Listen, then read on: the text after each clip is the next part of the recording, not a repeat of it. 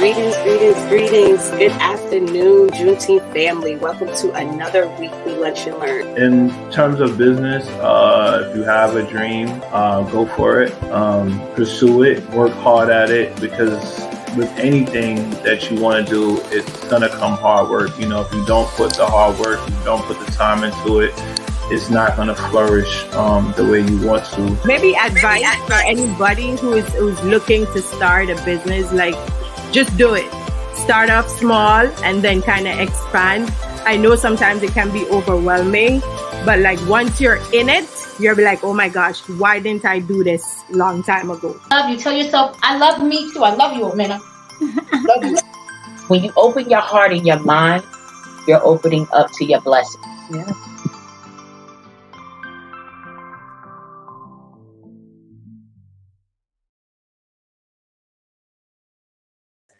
Greetings, and good afternoon, Juneteenth family. Welcome to another weekly edition of our Lunch and Learn. This week, we're joined by Nichole Masters-Henry, who will be here talking with us about our purpose.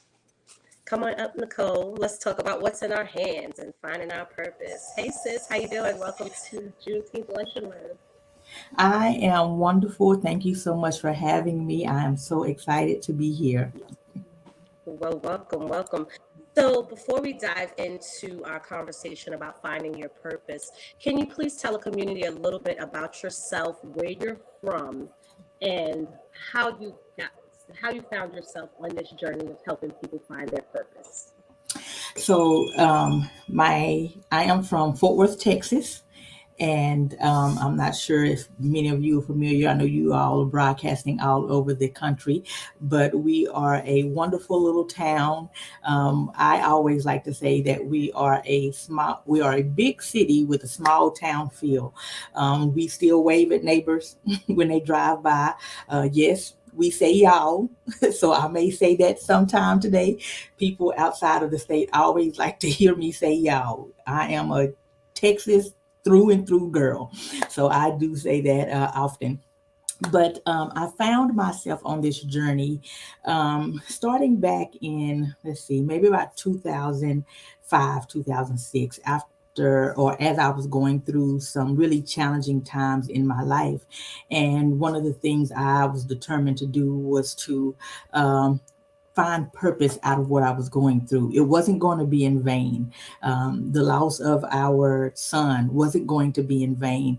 Almost losing our first son, who was a micro preemie, wasn't going to be in vain. All I went through, going through a divorce and making that transition to now being a divorced mom with a special needs child, because he was a micro preemie, I was like, I'm going to help other women get through this and realize that you can go through storms, challenges, and as we say, you can just go through hell. You know, just life is just throwing everything it has at you. But when you come out on the other side of it, life does get better. You can come out of it. And I think sometimes we get so consumed by those challenges and what we've experienced that we think maybe it's too late. We think too much is gone wrong. We think maybe we're not worthy of it. And that's not the truth. We can come out on the other side of it and find purpose and really flourish with our lives. So that's how I ended up doing what I do. I wanted to make sure that everything I went through, it wasn't going to be in vain. And somebody was going to be blessed. And people are, through what I've been through. Ashe, I love that. Just greetings to some folks out in the community. Just want to acknowledge that we have some people here that are waving at you. We have a wave from Carrie Cole. Peace and blessings from Kaleem Rashid. You have a happy Thursday lunch and learn from Clarence Alou. So I love that. I love that. I'm a true believer in there are lessons and there are blessings in all of our lessons, and we don't get to choose whether they're easy or tough, whether they're hard or soft, whether they are smooth or easy. It's not really up to us. So tell us a little bit. I know that you have some things going on, that you have a giving circle. We had a little bit of brief conversation beforehand, and a lot of because I went on your website, and first of all, that's a beautiful website. The empowerment circles, the just the energy that comes across from the board members in their pictures. Just the whole entire website was really beautiful, and it really felt good. And I was like, dang, I wish I lived in Tarrant County. I know I don't live in Tarrant County, but where is Tarrant County? I was like, I ain't never heard of a Tarrant County a day in my life. So I said, you know what, Jamie, you can either wait until you see Nichole or you can Google her. And I Googled it, and it's in Texas. And you also let me know that Fort Worth, which I had no idea was a part of Tarrant County. Fort Worth, I've heard of a lot in my life. But tell us about Tarrant County, what you have going on there, and what you offer, and what you do to help people find their purpose, and to actually also, I noticed with the website that it does more than help people find their purpose, but you're also helping people meet the goals of their purpose. So yeah. I know it can be confusing. I got a million irons in the fire. So on one side, I started this giving circle in 2016 called Women in Power Empowering. And I started that giving circle, as I said, as I was going through the transition, going through divorce. I was unemployed. I lost my job while going through a divorce, and I had nothing. Unemployment was denied. But what got me through was the generosity and the kindness of church members. And I realized that, and my family, of course. And so I realized that not everybody has that. Not everybody has a deacon walk up to them on Sunday and say, the Lord told me to bless you here, and slide some cash into your pocket. Not everybody has parents where they can go back home. I tell people all the time, we started from the bottom. We started completely over. I had a borrowed twin bed for me and my old twin bed for my son. He was in one corner, I was in the other, but I had a home to go to, and not everybody has that. And so when I was in a financial place to bless people and to pour back into the community, I started the giving circle. And what we do is we do a financial award every quarter. And so we try to help those women that are in the gap, because sometimes there are a lot of nonprofits, and I'm a nonprofit executive. We have some great nonprofits in Fort Worth and Tarrant County, but there's a gap, because sometimes we just need a little bit of help to get us over that crisis, and so we've come in to fill that gap. And so women can apply for our assistance, and we try to provide awards to kind of help them. They want to go back to school and get a certification, because their employer says, if you had the certification, we could give you that promotion. Well, let's get you that certification. They're at the summer and their little one needs to go to camp, and the free camp isn't operating that summer. So where will their children go for the next 2.5 months? Let us pay your child care for the 2.5 months, because you hadn't budgeted for that, and that small expense is really a great expense and really can turn somebody's budget upside down. So we come in and we help.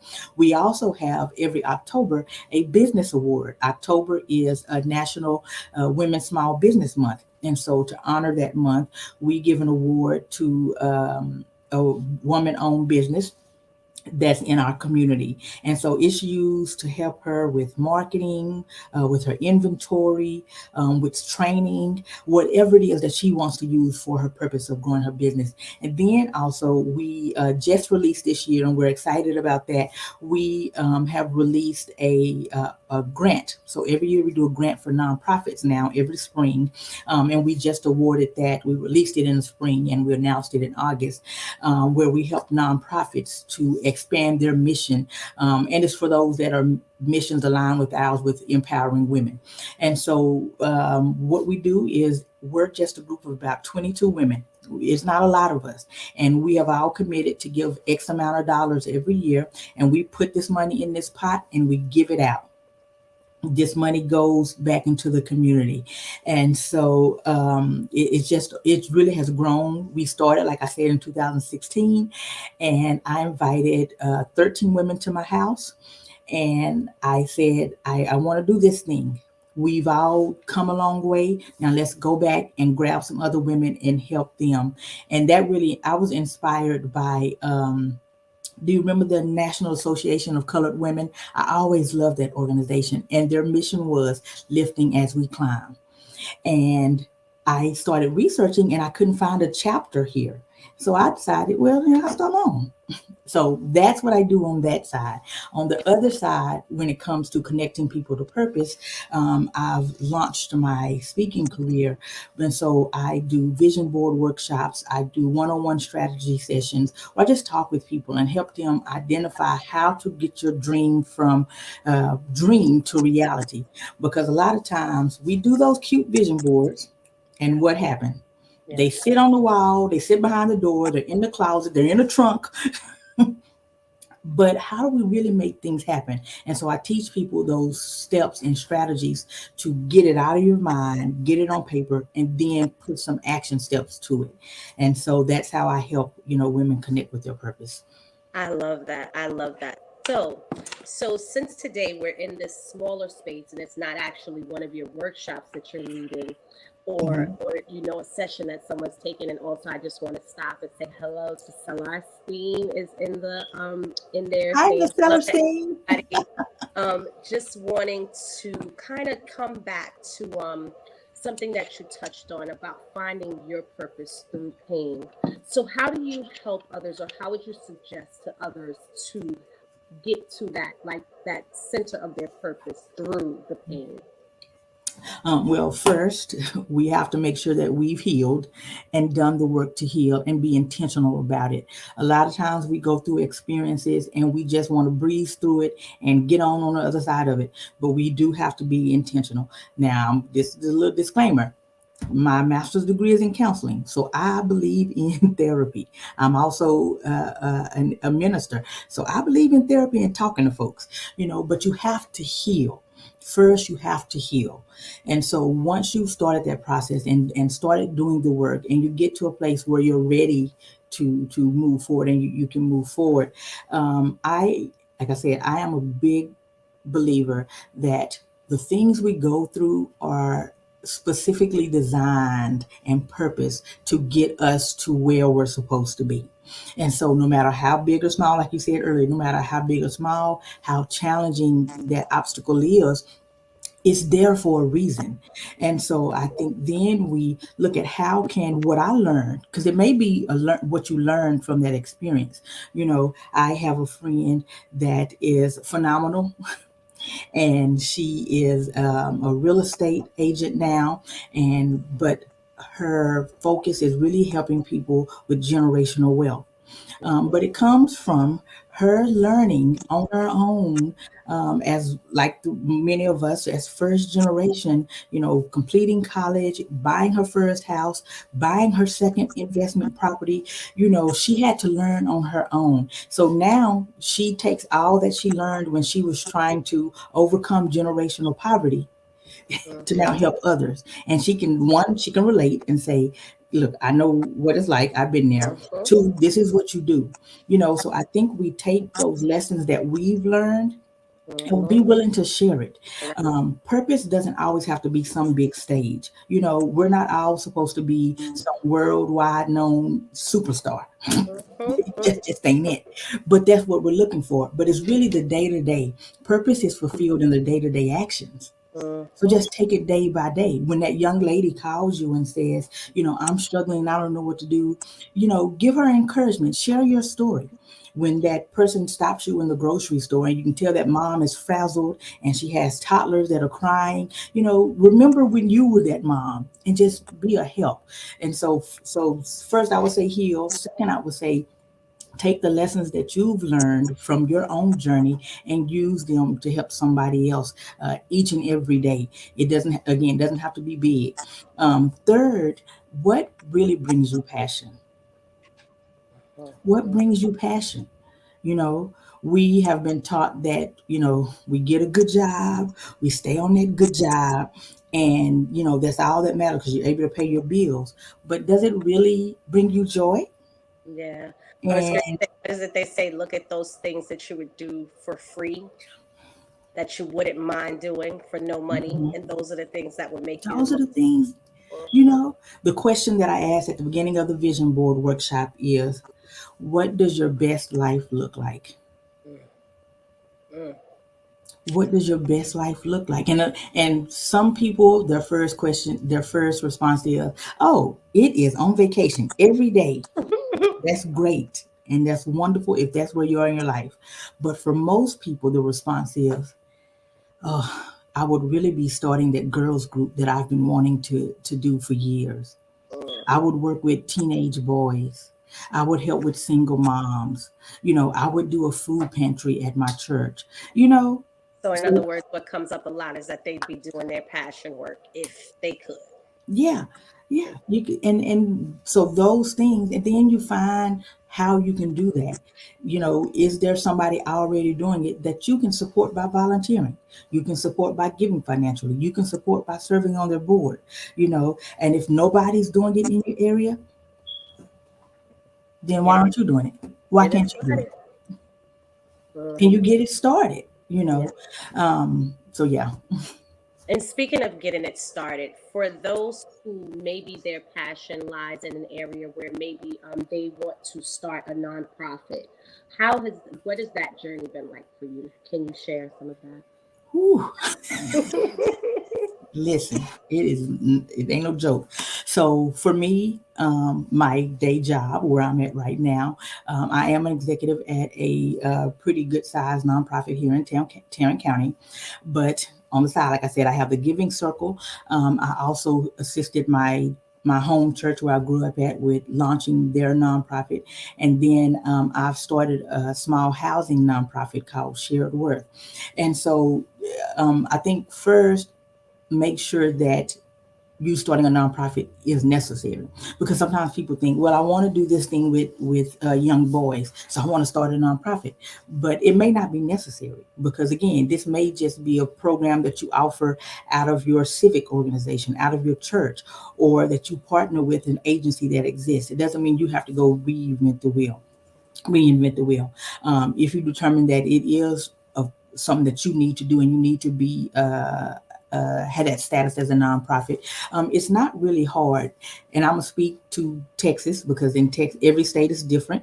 But in Texas, you can go to the Secretary of State website, which you should be able to do in other states as well. And then it should be outlined there how to start a nonprofit. And so it's really, I think it sounds more complicated than it is. To actually get it started, it's not. The work comes in how do you grow, how do you scale it, and how do you make it happen and keep it going and sustain it. But again, it depends on what your goals are. So you have to have realistic goals. Are you wanting this to be something that eventually you move into full time, and this is your main job and your source of income and living? Or is this something, again, you just want to do on the side on the weekends or evenings after work? So you have to decide what it is you really want. But nonprofit work is rewarding, but it is a lot of work. I'm going to put this out there, because I try to share this as much as I can. But people often say, there's all this grant money out there. Those commercials, those infomercials that used to come on TV late at night, and you get this CD for $9.99. Now you have the Instagram ads. And Instagram, you have all these grants. And if you buy this CD, or this, you submit to our program, we're going to give you the list of all these grants that are all this money flowing around America. Yeah. First of all, it ain't free money. Second of all, people often think that the government is just going to write you a check. Oh, you have a program you want to work with teen boys? That's a good idea. Here's $1 million. And you go do what you want to. When it comes to grants, you are held accountable. So if you say, hey, I'm going to apply for this grant, and you get awarded $100,000, you have to do what you said you were going to do. You are held accountable and responsible for those funds. You have to be a good steward of those funds, and you have to show that you're making an impact, so you have to know what your outcomes are, and you have to have all that stated out beforehand. And so then you have to prove up I use that 100,000 to buy computers for the computer lab. The facility we're in was donated to us. And then I'm sorry, looked over at the chat and it threw me off. But Yeah, we have some new spam that's been going yeah, on every week I lately. looked over and I was like, oh, but I'm sorry. But you're held accountable for what you receive. And people think that, there's just free money out there. It's not. You have to be held accountable and honorable and good stewards and make sure that you are tracking. And again, that's what I help with, getting your outcomes in place and developing reporting and tracking systems. So that way you can then go back to that funder and say, this is what I did with your $100. This is the impact. We served 55 children, and this is how our program impacted them. So you have to be able to report on that. And I like to share that because the myth is that there's just free money and you can do whatever you want to with it. No, Not true. no, it's not. Overstood. So as far as your support goes, do you only support women? I know that you understand the laws and the guidelines for Texas and for Tarrant County specifically, but do you also help other folks with their business plans, or what is it outside of doing the vision boards and helping find the purpose and the giving circle? What else could a person reach out there? I'm looking at there's a question. You have a question in the chat. Are you able to read it, or would you like me to read it out for you? I can read it. Oh, you put it on the screen.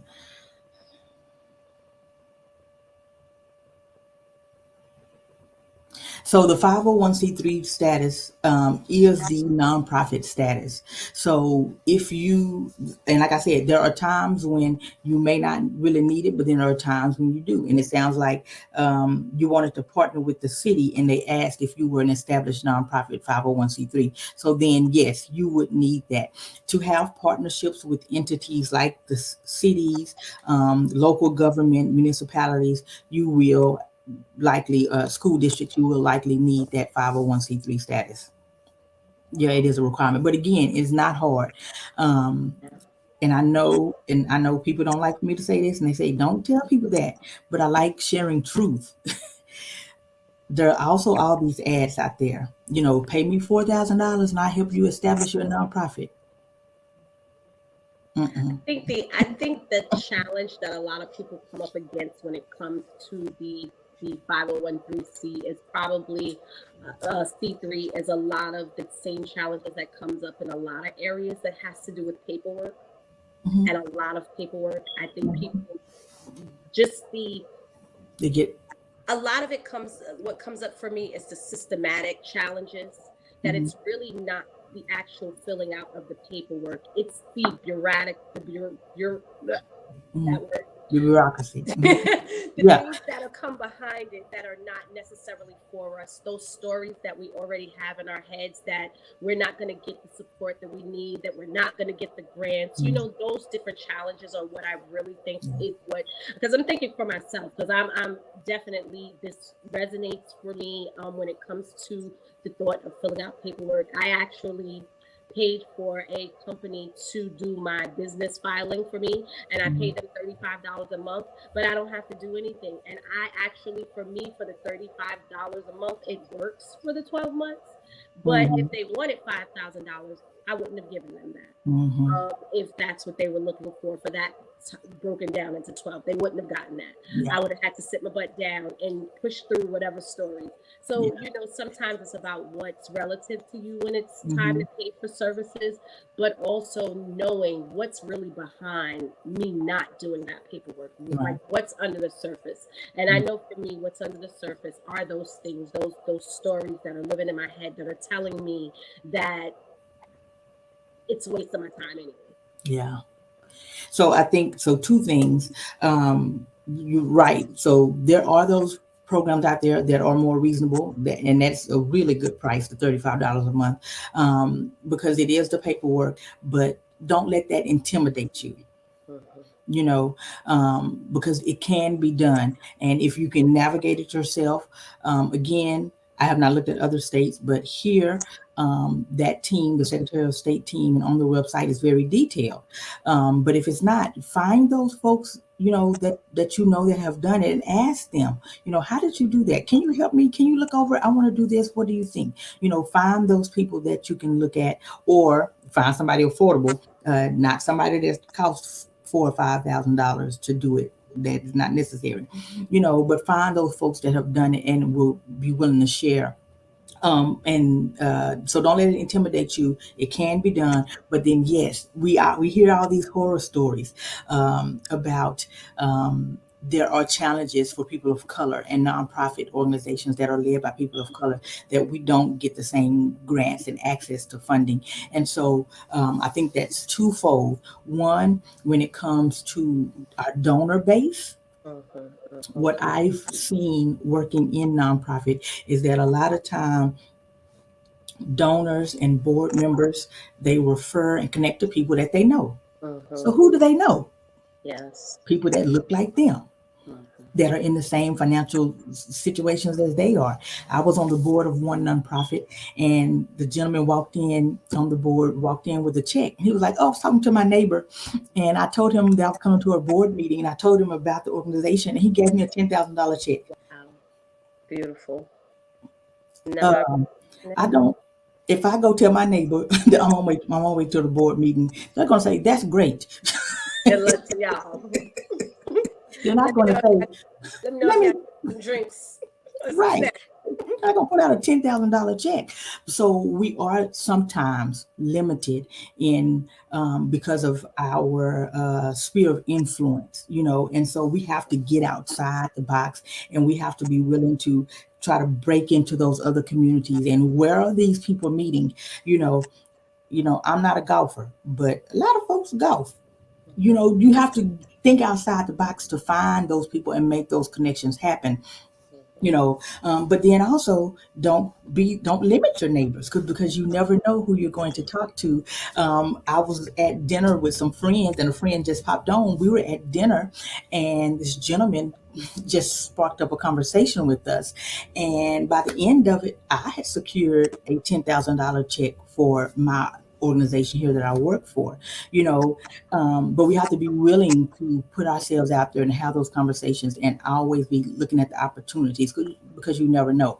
But when it goes to then the grant side of it, the grants are out there, and you have to apply, but you have to, one, be able to prove that you are somebody that's going to be a good steward and you're trusted. So if you have not done any of this work, and you go to them and you have a pretty proposal, it's beautiful, but you have no history, you have no experience of success, they're not going to give you the money.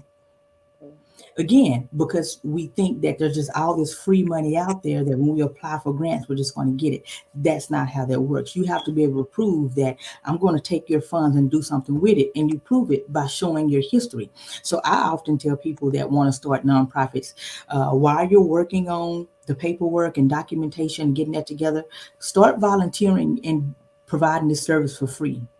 So then by the time you have that together, you can say, I've been doing this for 2 years, and this is the impact I've had. And this is how funds will help me expand my reach and grow my impact. But you have to have some proof, just like with anything. If you come and apply for a job here, I'm going to say, where have you been a therapist before? Yes. What are your successes? What are your wins? And if you don't have any, I'm gonna say, well, I'm sorry, I need to go get some experience and then come back to me, And so the same is with nonprofits, and so get that experience, don't discount small beginnings, and I think people get discouraged because, again, we think we're supposed to be this superstar known across the world. Sometimes it's just about making a difference to one person. One person. Start with one person. You want to work with teen boys? Okay, surely there's a cousin in your family that's struggling with her teen boy that you could talk with and spend time with. Surely there's youth in your church. Friend or I'm thinking to myself, I just relocated states last year, and I joined a lot of groups on Facebook that are like neighborhood groups, and also on an app called Nextdoor. And there are always people who are reaching out, looking for resources, looking for support, looking for an ear, looking for a shoulder, looking for Mm-hmm. an arm, looking for anything to support with youth. So I know that that is definitely a thing, and I definitely agree with, and I'm so happy that you went there, because if you didn't, I was going to come right behind you and take us there. And the fact that sometimes we discount people around us, and we discount the spaces and the places that we can initiate conversations. We'll make ourselves wrong that this is not the place to have that conversation, and this is not the place to talk about my nonprofit or my dreams, or and really any places, because when you get that, like you said, that one person is planting a seed, and Yeah. that seed can grow to anything once it continues to go. It always actually, the image of dominoes came in my head when you said that about one Yeah. person. I'm like, Mm-hmm. yeah, because it takes that one domino to start knocking over, and it continues to go. Yeah. Yeah. I have a gallery wall on my office, my back office wall, and Yes. I have a butterfly because it's that theory of the butterfly effect. What I'm doing right now, these small ripples Yep. will make a lasting impact, and it will reach beyond what I can even see. And so the things that you do in your day-to-day life to help someone else, to impact someone else, it does count, and it will have a lasting impact. And I think that's what's most important. It's not about, is my name worldwide, is my organization, known to everybody, but in this small corner of Tarrant County, that you didn't even know existed, that woman that we just helped last year with paying for her child care for the summer, we made a difference in her life. That woman, that mom that we helped with car repairs, it made a difference in her life. The three families that we helped with groceries and household goods as they were moving into their new home out of a homeless shelter, it made a difference in their lives, and then what we tell them is, then when you're able, you help somebody else. You don't have to come join us. You don't have to do anything. You go help somebody else, and I've had women that have come and talk to me, and I want to join your group, and I tell them what we're doing. And we had one woman, she was in another city, and she was like, I'm going to come, I just want to join. Okay. And she lasted a couple months, and she said, I need to do this in my community. Yeah. So I'm Yeah. going to leave your group, but I'm going to go do this in my city. Will you help me? I will help you. What do you need me to show you how to do? You need my bylaws? I sent you my bylaws so you can copy. We have to help each Yeah. other. And it's about building partnership and collaborations. That's the other thing I wanted to talk about when I talked about the grants and the donors, but also partnerships and collaborations, because I just talked about not being known worldwide, but who does know what you're doing? One of the things I did the year before I started the housing nonprofit that I started, the year before, I went around and I talked to nonprofit leaders that I knew, because I do work in nonprofit. And I went around and I talked to them. This is what I'm thinking of doing. And I had them tell me, that's a great idea. You should do it. Think of this, give some advice. And one gentleman was like, I'm so impressed. He was like, because he's like, I just can't believe you're getting ready to start this thing. He was just, I think because we're so used to just doing things the same way. And I was like, what we're doing in our community isn't working for homelessness. And here's an intervention that we should try in our community. Nobody else wants to try it. So I'm going to do it, And I went around and I talked with them. And so now I have their support. And so now, guess what? The city now lists the intervention that I was shopping around on their RFPs. There's now meetings talking about, okay, we need to grow this. And somebody will call me and say, we're at a meeting and they're talking about this thing. You need to be here. I don't need to be there. I was planting the seed. Now y'all go do,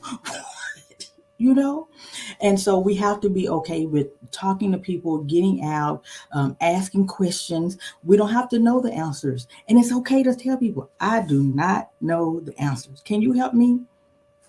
Because the right people will help you, and they will push you, and they will bring your name up in rooms that you're not even in. I get emails and calls all the time. Somebody told me I needed to talk to you. I had somebody from New Jersey call me one day. Ma'am, how can I help you? And she was like, this young lady was getting her hair done in my shop. And I was telling her, how I wanted to expand and what I wanted to do. Then I wanted to start a nonprofit. And she said, you need to call Nichole Henry. I'm in Texas. She's in New Jersey. She don't know Tarrant County and I don't know New Jersey.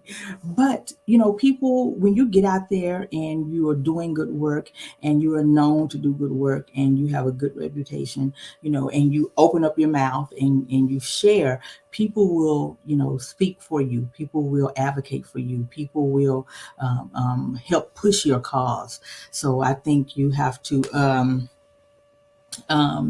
be willing to put yourself out there and create those partnerships, because you never know what it's going to lead to. I saw a question. Do you help people with creating their bylaws? What I do is I provide people with samples, and again, it's easier than what you think. And I think there's been this myth, and it could have been intentional to keep people from doing it for whatever reason, but it's not as hard as you think. So, and I'm always willing to share my bylaws. So if you connect with me, I'm going to share, because guess what? Small nonprofit that's here. I always respected their CEO, and I reached out to her and said, I have this dream. I want to do this. And she said, here you go. Take all of my paperwork, and so now I do the same. Here you go. Take it and run with it. I don't care if you copy what I'm doing. Good. I want more people to get housed. Take my model. Take it. I don't care. I don't need the credit. Just get it done. So, so when you're finding purpose, do what matters to you, but be open. Be open to receive and be open to give. And when you do that, there's no stopping you. There's no limit. I feel like I'm rambling. I hope I'm helping. I was just going to say, no, I was just going to say, I actually feel like that, just these last statements right there, like I just finished listening to a sermon and we were coming to the tail end of it. That's actually how I felt. It definitely did not feel like you were going on and on at all. What you have to share is so valuable, especially in the area of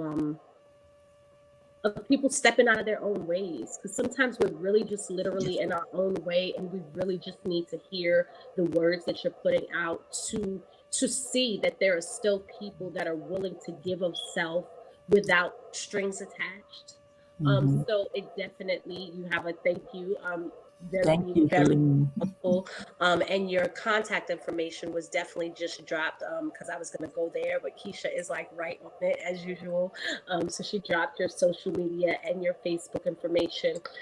So could you let us, because I'm curious as well, how would we reach you directly the easiest? Like, I know the ways that we can follow you and connect with you, but what's the easiest way to direct connect with you if someone wanted to reach you for those bylaws?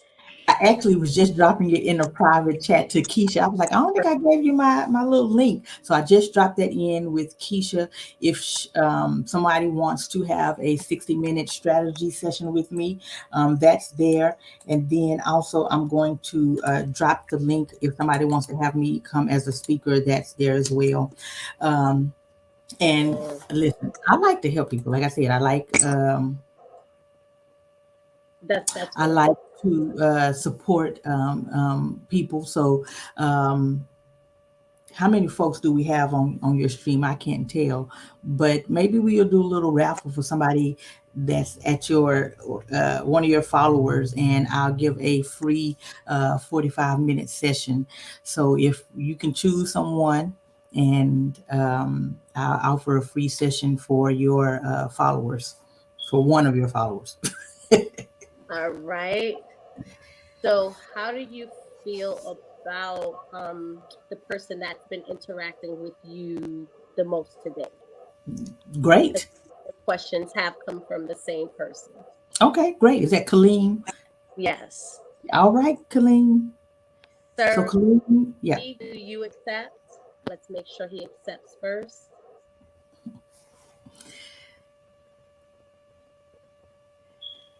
Yeah, so I love to have there we go, 45-minute session.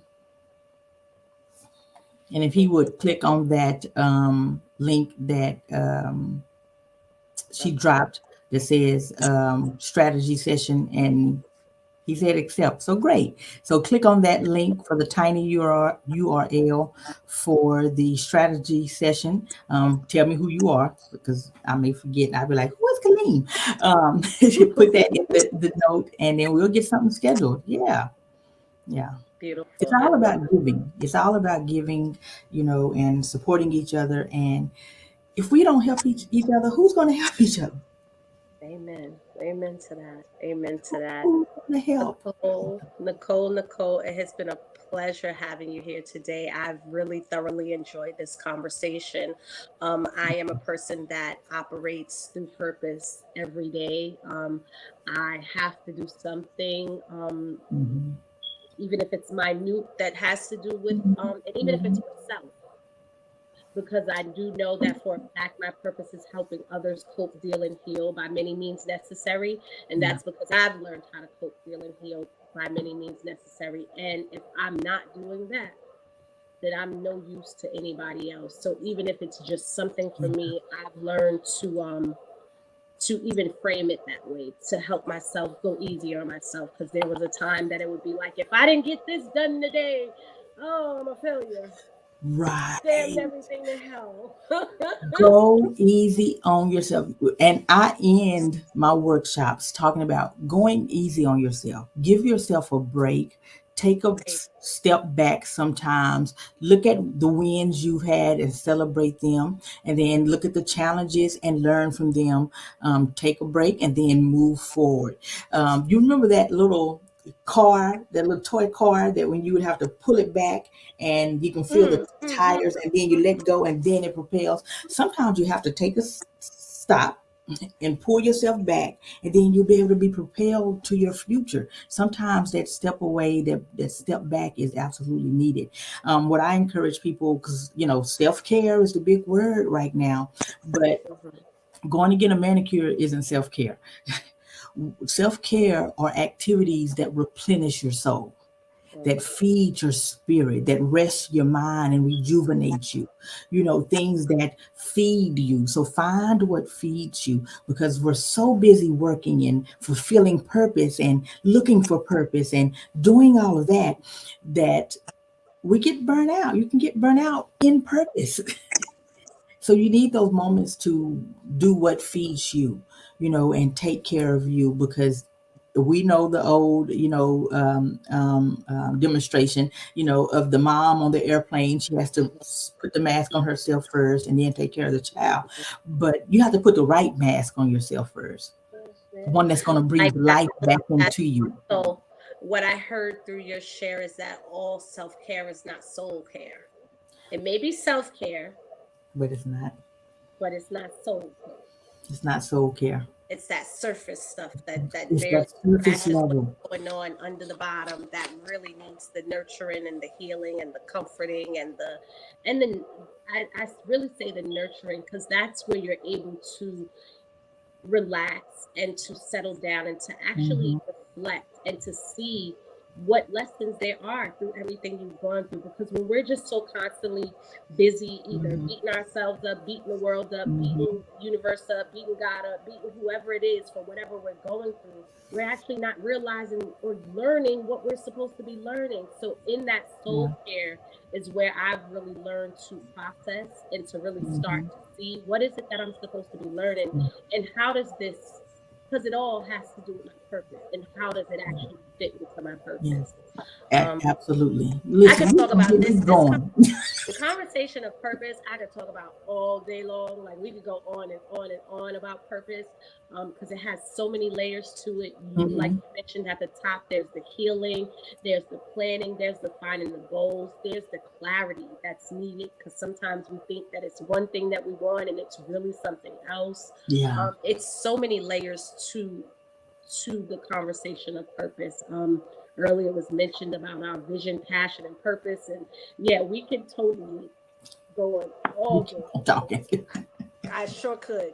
But then I think we would lose some of the value. So I think I think we have left and dropped a lot of nuggets. You have given us a lot of gems today.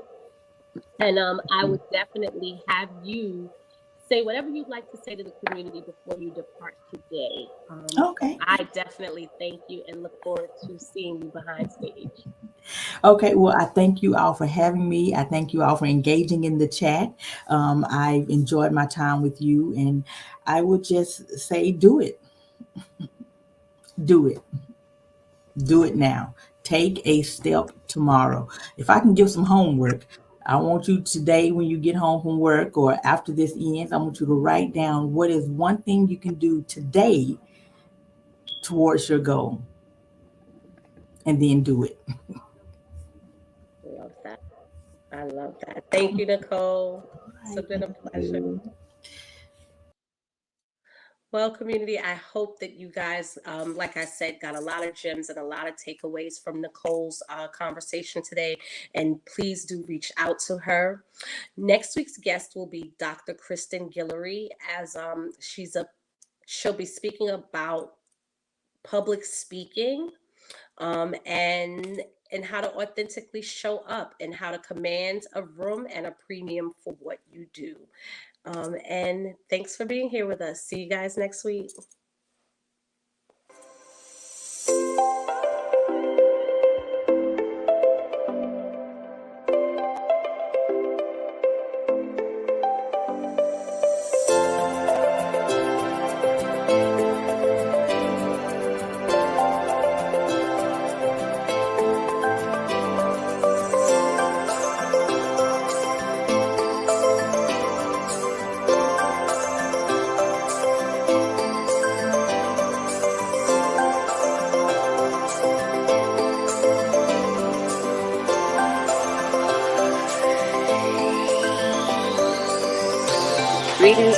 Greetings. Good afternoon, Juneteenth family. Welcome to another weekly Lunch and Learn. In terms of business, if you have a dream, go for it, pursue it, work hard at it, because with anything that you want to do, it's going to come hard work. You know, if you don't put the hard work, if you don't put the time into it, it's not going to flourish the way you want to. Maybe advice for anybody who's looking to start a business, like, just do it. Start off small and then kind of expand. I know sometimes it can be overwhelming, but like once you're in it, you'll be like, oh my gosh, why didn't I do this long time ago? Love you. Tell yourself, I love me too. I love you, Omena. Love you. When you open your heart and your mind, you're opening up to your blessing. Yeah.